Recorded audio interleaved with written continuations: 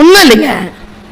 ஒரு விண்ணப்பத்தை பூர்த்தி செய்து தா என்று +2 படிக்கிற குழந்தைக்கு, +2 முடித்த குழந்தைக்கு கையில் கொடுக்கிறேன் அட்மிஷன் PRO-வானா, அது அவங்க அப்பா வாங்கி ஃபில்அப் பண்றார். ஏன்னா அவன் தப்பா ஃபில்அப் பண்ணுவாளாம்.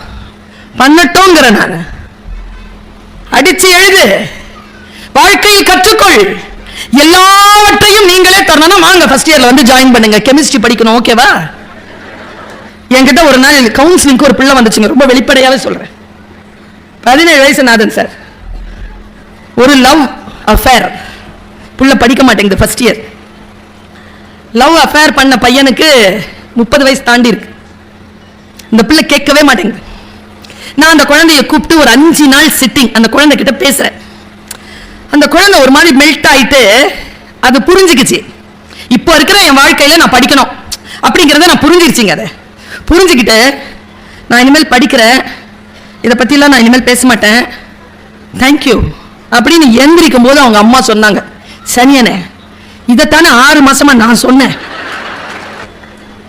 இப்ப என்ன செய்யறது?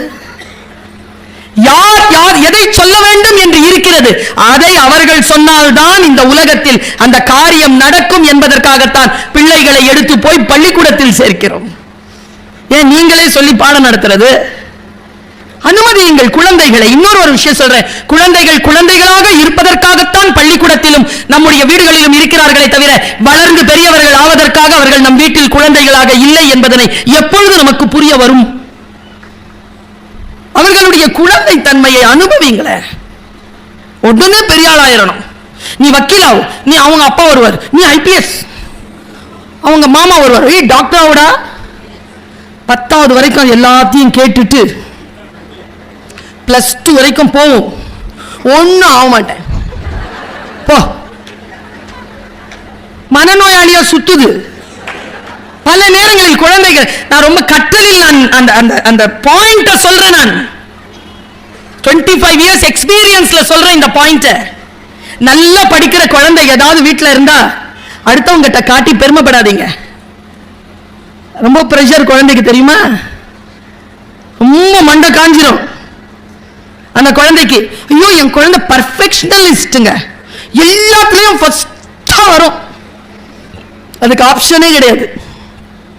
பிரதமர் Modi பேசினாருங்க, your children's progress report is not the parents visiting card. உடனே பிள்ளைய வச்சு சில பேர் வந்து சொல்லுவாங்க பாருங்க, என் பிள்ளை தான் இன்னைக்கு ஃபர்ஸ்ட் பிரைஸ். நம்ம வீட்டில் ஒன்று இருக்கும், அது எதுக்கும் போகாது,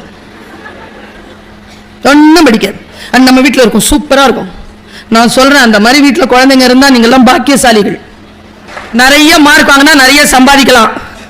என்ன மாதிரி திறமைசாலியும் கூடுதலா இருந்தா இன்னும் கொஞ்சம் சம்பாதிக்கலாம்.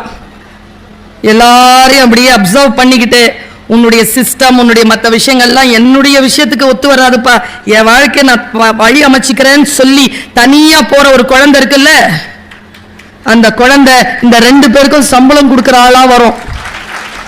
அதான் தமிழ்நாட்டின் வரலாறு. குழந்தைகளை குழந்தைகளாக இருக்க விடுங்களேன், அதைத்தான் அவர் சொல்றார். வாழ்க்கை கற்றலுக்கான வாய்ப்பை விரித்து தந்திருக்கிறது.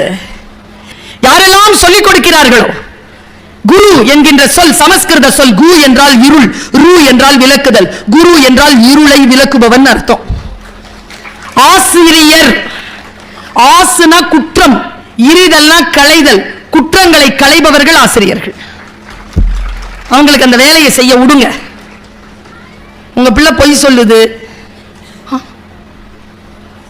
என் பிள்ளையா அது பொய் சொல்ல தெரியாது, சூப்பரா சொல்லும். 4 பேரோடு சேர்ந்துதான் என் பிள்ளை பாழா போகுது. நானும் அந்த 4 பேரை 25 வருஷமா தேடி ஒரு முடிவுக்கு வந்தேன். அந்த 4 பேருக்கு லீடரே இதுதான். உங்க என் பிள்ளையும் சேர்த்து சொல்றேன், எல்லா பிள்ளைங்களுக்கும் 2 பேர் இருக்கு. ஒரு பேர் நம்ம வீட்டில் வச்சா மாணிக்கம், அதுக்கு உள்ள ஒரு பேர் வளர்ந்துட்டு இருக்கு, பாட்சா உள்ள இருக்குது. 2 வேஷத்துல இருக்குது. டீச்சர்களுக்கு தெரியும் அந்த 2வது வேஷம் என்னன்னு. சொன்னா கத்துக்கோங்க. இது உனக்காக மட்டுமல்ல, உன் கல்வி உனக்காக அல்ல, நீ கற்றுக்கொண்டது உனக்காக அல்ல. நீ சிறிய அளவில் கற்றுக்கொண்டு இருந்தாலும் அந்த சிறிய அளவையும் பயன்படுத்துங்கள் என்று சொல்லுகிறார் நபிகள் நாயகம் அவர்கள். ஆணாகவும் பெண்ணாகவும் பிறந்திருக்கக்கூடிய ஒவ்வொருவருக்கும் கல்வி என்பது கடமையாக்கப்பட்டிருக்கிறது என்று சொல்லுகிறது இஸ்லாம். கல்வி கற்றல் நன்று. பகவத்கீதை சொல்லுகிறது கற்றுக்கொள். நான் உங்க எல்லார்கிட்டையும் நான் கேட்கிறேங்க, சில வார்த்தைகளை சிலர் சொன்னாதாங்க சரியா வரும். டாடா கிட்ட ஒருத்தர் வரார்,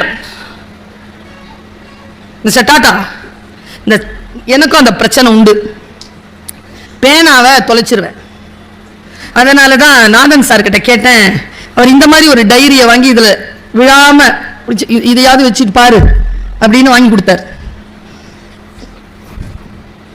டாடா என்ன வாங்கி கொடுத்தார் தெரியுமா?